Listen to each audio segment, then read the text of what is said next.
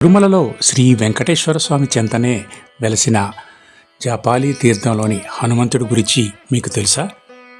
ఒక్కసారి ఈ అంజనను దర్శిస్తే చాలు దుష్టగ్రహ దోషాలు, మానసిక బాధలు, ఆర్థిక బాధలు అన్నీ తొలగిపోతాయి. అంత విశిష్టమైనది ఈ జాపాలి తీర్థం.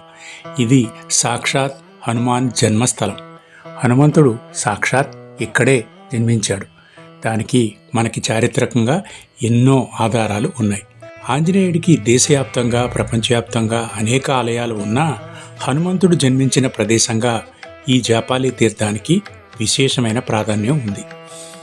ఆంజనేయుని జన్మస్థలమే వ్యాస మహర్షి రచించిన స్కాంద పురాణంలోని వెంకటాచల మహత్యంలో వివరించిన ప్రకారం 7 కొండల్లో కొండ హనుమంతుని మాతృమూర్తి పేర అంజనాద్రిగా వర్ధిల్లుతోంది. అంజనాదేవి తపస్సు చేసిన దివ్యస్థలమే ఈ అంజనాద్రి. ఆ పుణ్యమూర్తి గర్భాన హనుమ జన్మించిన ప్రదేశమే ఈ జాబాలి తీర్థం. జాబాలి మహర్షి కోరిక మేరకు స్వామి ఇక్కడ స్వయంభూగా వెలిసినట్లు మనకి చారిత్రక ఆధారాల ద్వారా తెలుస్తుంది. జాపాలి తీర్థం చిత్తూరు జిల్లా తిరుపతి కొండపైన శ్రీ వెంకటేశ్వర స్వామి సన్నిధికి 5 కిలోమీటర్ల దూరంలో నెలకొని ఉంది. స్కాంద పురాణంలో వెంకటాచల మహత్యంలోనూ ఈ క్షేత్రం గురించి ప్రముఖంగానే ప్రస్తావించారు. తిరుమల కొండపై పాప వినాశనానికి వెళ్లే మార్గంలో ఓ మలుపు దగ్గర ఆంజనేయుని ముఖ మార్గంలో మనకి రోడ్డుపైన ప్రత్యేకంగా జాపాలి తీర్థం అని కూడా కనిపిస్తోంది. ప్రకృతి రమణీయతల మధ్య నెలకొని ఉన్న ఈ ఆలయం భక్తులకు ఆధ్యాత్మిక అనుభూతితో పాటు మానసిక ప్రశాంతతను ఇస్తుంది.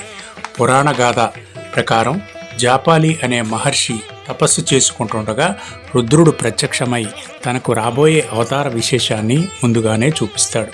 అదే హనుమంతుని అవతారంగా చెప్తారు. అంటే శివుడి అవతారమే హనుమంతుడు అని తెలుస్తోంది.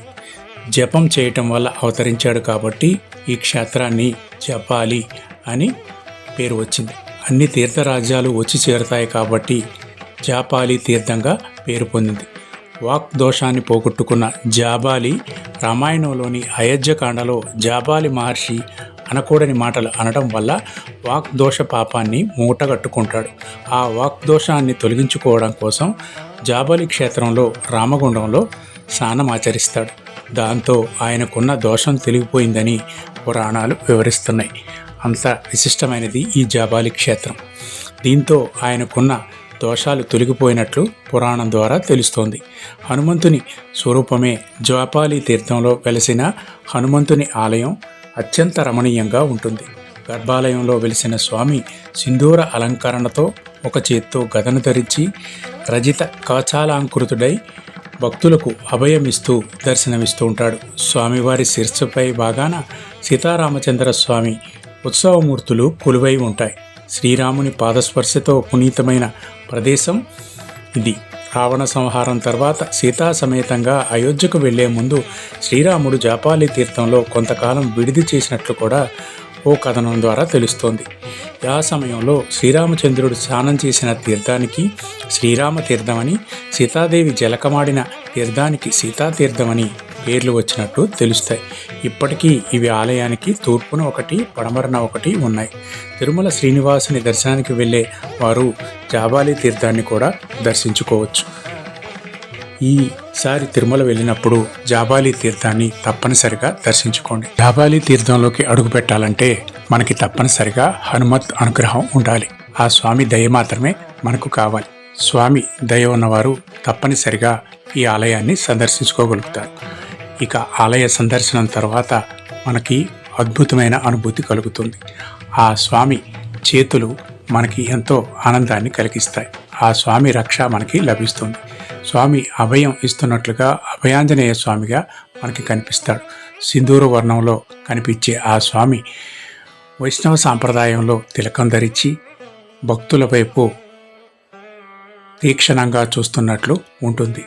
ఇక ఆ స్వామి రూపాన్ని చూస్తూ భక్తులు సేద తీరుతారు.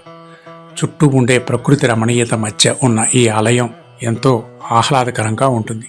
ఈ ఆలయాన్ని చేరటానికి మనం రోడ్డు పాయింట్ నుంచి కనీసం 1.5 కిలోమీటర్ల లోపలికి నడవాల్సి ఉంటుంది.